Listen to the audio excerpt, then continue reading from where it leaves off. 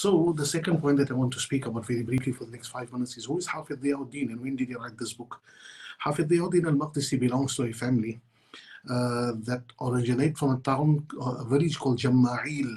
Jamma'il with a lam at the end. These days it is known as Jamma'in with a noon at the end. And it is a village in the vicinity of the town of Nablus in the West Bank, most of which is controlled by Israeli settlers these days, or part of which is controlled by Israeli settlers, but that's where this family was from. In about the middle of the 6th century, the 500s, in the middle of the 6th century, the head of this family took his family, all of them, and migrated out of Nablus and went to live in Damascus, because the Crusaders had taken the Holy Land. The Crusaders had taken Baytul Maqdis several decades before that, and the family and its head was a great alim of the Hanbali madhab, who were being threatened by King Baldwin, the usurper king of Jerusalem, and they therefore thought to migrate and settle in Damascus. In Damascus, they settled eventually in the region of Qasiyun, where they started a madrasa and they built their homes. And this became the most outstanding Hanbali family of the era. From this family came Sheikh Muwafaquddin ibn Qudama, who wrote the very, very definitive Al-Mughni, probably the major work of the Hanbali madhab. From this family came Hafid Abdul Ghani al-Maqdisi, the author of Umdatul Ahkam and Al-Kamal fi Asma' al-Rijal, upon which afterwards Hafiz Jamaluddin Mizzi wrote Tahdhib al-Kamal, and all the other books that followed the Kamal silsila that came from there. From this family also comes Hafiz Diyauddin Muhammad ibn Abdul Wahid al-Maqdisi. And he was born in the year that Sultan Nuruddin passed away and Sultan Salahuddin came to power. Salahuddin was in Egypt at the time, doing away with the last remnants of the Fatimids. At that time, Hafid Diyauddin was born. By the time Diyauddin grew up into his teens and into his 20s, it was the time when Salahuddin managed to retake Al-Quds from the Crusaders.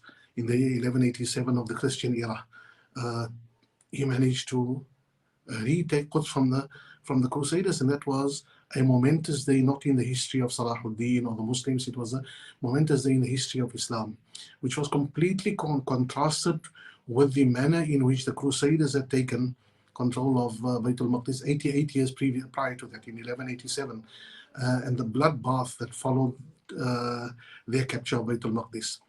Salahuddin's takeover is something that is celebrated in the annals of history. And this young man, Hafid Diyauddin, and his family, many of their members were part of the jihad of Salahuddin. They accompanied him, if not in this one, and in many of his other battles. We know that in this year, Salahuddin took Al-Quds, and some of us might imagine that that was the end of the Crusaders and the incursion into the Holy Land. But it was going to be a long, long time before we got rid of the Crusaders. 3-4 years later, in 1191, Salahuddin and his army had to watch helplessly as Richard the Lionheart and his Crusaders slaughtered, executed 2,700 of the Mujahideen and the men and the women and the children of the city of Akka.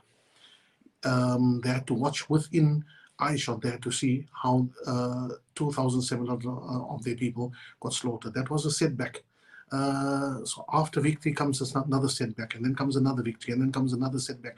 And it would take another 100 years before Sultan Ashraf Khalil ibn Qalawun would eventually expel the last of the Crusaders from the very city of Hakka in 1291. 1191 was this great slaughter.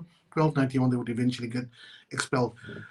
The reason I mention this is that do not take history in bits and pieces and say, well, the conquest of Baytul Maqdis was the end of the story. It was that's where we conquered and we were victorious and it ended. No, it still went on. Salahuddin died and the task was still not completed. It had to take another generation. It had to take another complete dynasty to come and undo what the Crusaders had done. So whatever happens today there was an armistice. Immediately at Jumu'ah today already the armistice was violated.